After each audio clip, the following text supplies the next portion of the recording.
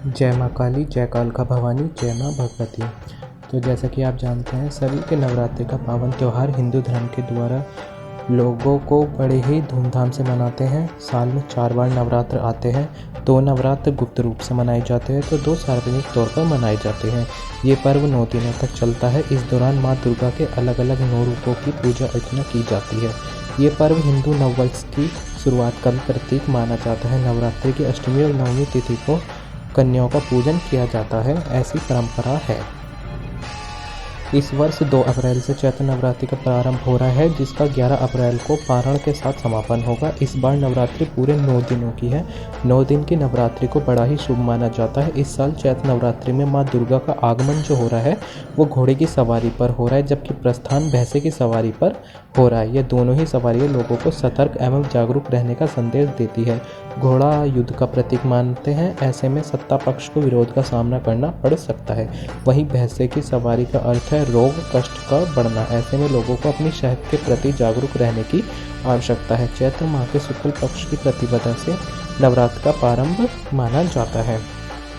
तो आज जो मैं बताने जा रहा हूँ, चैत्र नवरात्रि के 9वें दिन माता सिद्धिदात्री की पूजा अर्चना कैसे की जाती है।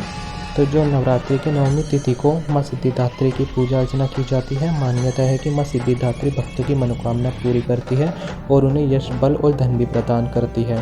शास्त्रों में माँ सिद्धिदात्री को सिद्धि और मोक्ष की देवी माना जाता है। ज्योतिषाचार्यों के अनुसार माँ सिद्धिदात्री के पास अणिमा, महिमा, प्राप्ति, प्रकम्य, गारिमा, लघिमा, ईशित्व और वशित्व, यह 8 सिद्धियाँ हैं। माँ सिद्धिदात्री की पूजा विधि आपको कैसे करनी है।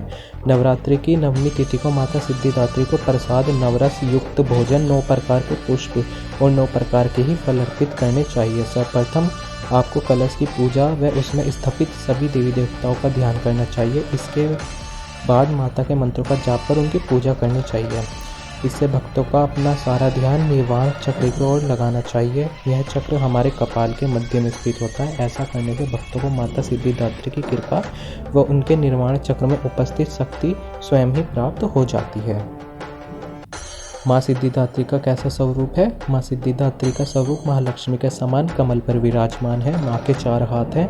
माँ ने हाथों में शंख, गदा, कमल का फूल और चक्र धारण किया है। माँ सिद्धिदात्री को माता सरस्वती का रूप भी मानते हैं। तो नवरात्रि के 9वें दिन आपको कौन सा रंग के वस्त्र पहनने चाहिए वो आपको मैं बता रहा हूँ। नवरात्रि की 9वीं तिथि को आपको बैंगनी या जामुनी रंग पहनना शुभ होता है। यह रंग अध्यात्म का प्रतीक भी होता है।